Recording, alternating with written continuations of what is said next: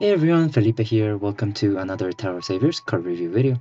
In this video, I'll be taking a look at the new 1% jackpot card from the new collaboration My Hero Academia, Midoriya Izuku. He is going to be an Earth Human card, and I will be taking a look at his leader skill, team skills, and active skills, and letting you know whether this card is worth it or not. Let's take a look at his leader skill first. He is a human leader, and when the team has only human members, his team attack increases by 7.5 times, HP times 1.8 times. Additionally, his own attack increases by 3 times additionally, and by dissolving runestones of 3 or more attributes, team attack increases by 3 times additionally. Furthermore, Earth and Light runes also possess 50% effect of other runestones, which means that he is going to be able to run a rainbow team as well. Let's take a look at his team skill, because these often complement the leader skill. And we have that when the leader is Midoriya and the ally is anyone from the UA high school, you obtain the following team skills. Runestone movement time increases by 4 seconds regardlessly. Runestone movement will not be stopped when you touch a tornado or when you touch sticky runes.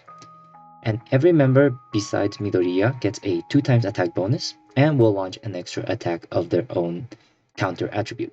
For example, if you have Uraraka, which is an earth card, she will launch a water attack, and Eraserhead, who is a dark card, will launch a light attack. For each group of runestones dissolved in the first batch, one enchanted earth rune will be dropped below the column of Midoriya. Both leader and ally apply to that. By dissolving a group of 5 or more earth runes in the column below Midoriya, his own attack increases by 4 times additionally. Furthermore, damage will be dealt regardless of fixed combo shield and initial shield, and whenever you activate your active skill, the damage received will not lead to your defeat. He has another team skill, which is going to be the members of UA High School get HP and attack boost of 1.3, but also when the leader is both Midoriya, leader and ally are both Midoriya, you do get another craft skill called the A Quirk Black Whip. This is your regular craft skill where you consume 100% of your craft in order to gain an extra skill, in which case it is going to be a 12-second time tunnel, and whenever you're moving, you do get an enchanted human trail, which means that you convert all runes into enchanted human runes. Additionally, you inactivate the enemies for 1 round and turn them into dark attribute, and while the effect is in play, the attack of the enemies goes to 0. And as a bonus, you also get a 25 increase in your EP for Midoriya. In my opinion, this is definitely a very busted 1% jackpot card. He does have a lot of attack boosting skills and also has a lot of enemy skill counters. For example, sticky runes, tornado runes. You also fix combo shield. You also break initial shield. Things like that. So all in all, his kit as a leader is very well stocked and very well suited for a leader, since you have a lot of shield breaking potential as well as enemy skill counter attacks. Furthermore, he does have a lot of attack multiplier, 7.5, which is standard, but he also has a times 3 attack multiplier for himself and for the entire team. He also has a times 2 team attack for every single member besides him. And by satisfying the 6th condition of 5 or more earth runes in the column below Midoriya, you get an additional times 4 attack multiplier, which in my opinion is really easy to hit. Just keep in mind, his playstyle is going to be very similar to Azathoth, where you want to do lots of combos, but also clear out the columns below the character so that you can guarantee the sky drop on those columns. All in all, I think his playstyle is going to be pretty fun. He has a lot of attacking runes, and you can also guarantee sky drops, which means that you can also guarantee high number of combos. Moving on, let's take a look at his active skills. His active skills are actually going to be all EP based, which is a first for Madhead. Normally, EP based skills are only available for characters that have undergone switching, which Midoriya is not.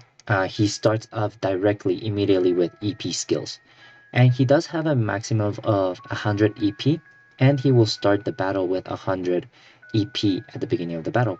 However, his skills are actually pretty expensive, EP 25 for the first skill, and EP 100 for his second skill.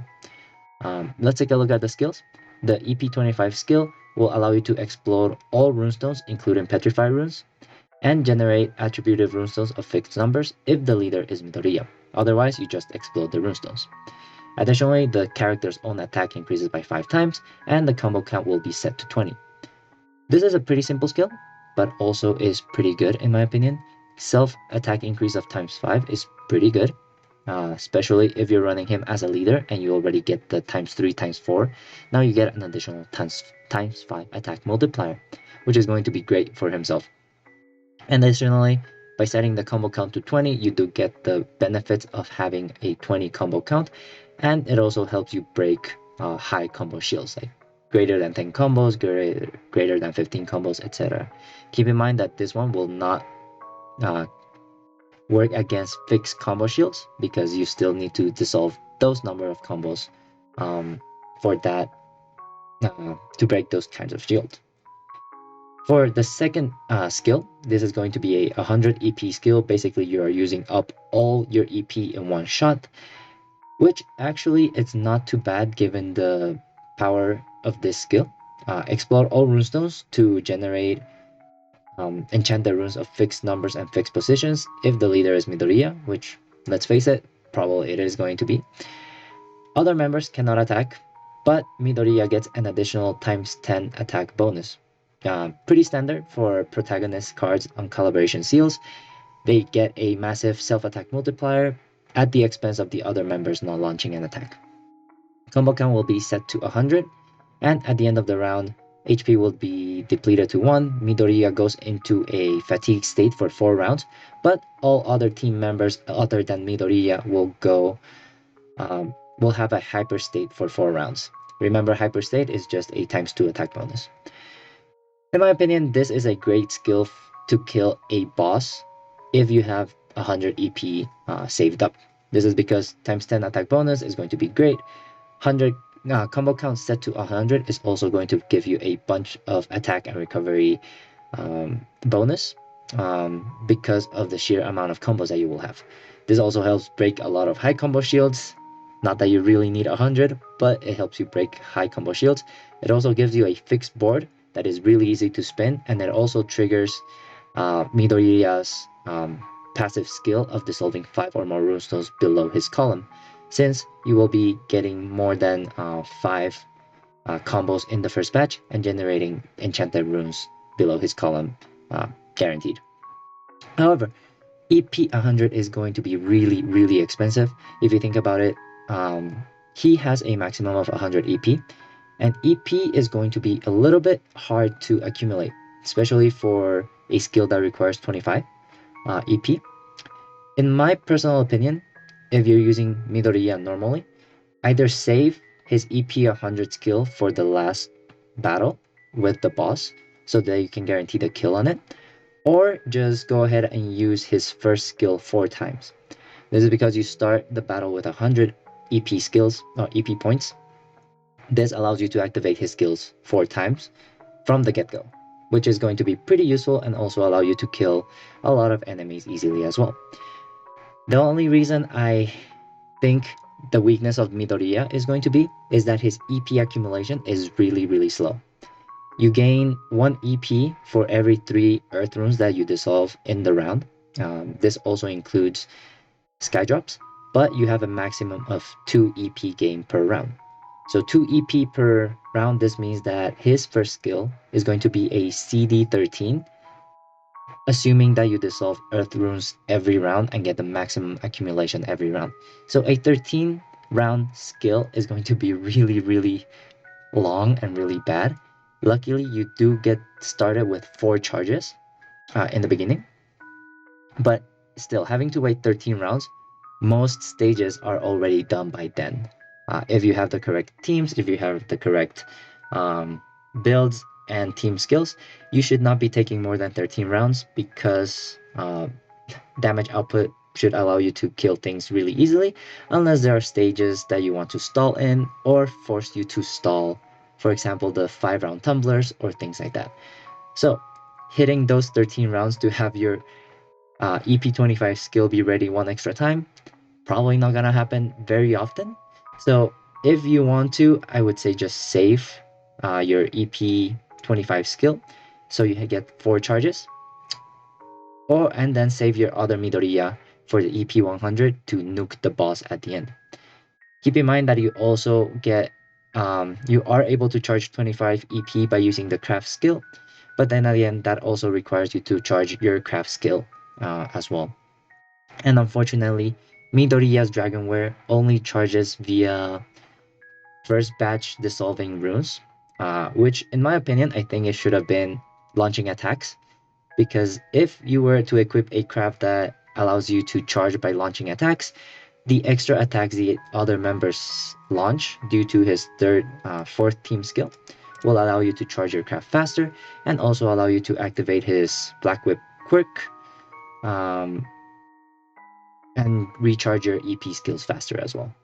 So you could, in theory, put a craft like that, but you will be giving up your Dragonware passive bonuses as well. So keep in mind that you might have a trade-off there. If you want to launch more skills and have your Quirk Black Whip activated more often, you can go ahead and use a launching attack craft, but otherwise you can go with his Dragonware and get all the passives from that. In my opinion, his active skills are pretty good. Luckily, you do get started with a 25 or 100 EP, which means 4 charges of your first skill and 1 charge for your Mega Nuke. However, keep in mind that one of Midoriya's biggest weaknesses is going to be a EP reset. This is going to get rid of all your energy points. And like I said before, they're going to be really hard to charge up. But yeah, my opinion, he is going to be a pretty busted leader, because he has a lot of attack multiplier. He has very good attacking runestone generation. He also has runestone possession effects, which will allow you to run rainbow teams and also benefit from having different members in your team and allow them to attack every round, since you will be generating a lot of earth runes. His team skills also give you a lot of shield breaking potential, which allow you to ignore or counter a lot of enemy skills, and this is going to be really good. And his active skills are pretty good, but he does suffer a little bit from EP generation issues, which could come bite you in the butt if you encounter an EP reset enemy. He also has a couple bonding skills. Actually, let's go all the way down here, which will allow you to charge your EP faster. So if you have Todoroki or Bakugo, you are able to generate faster EP, but you will need to dissolve character runes every round to get that as well.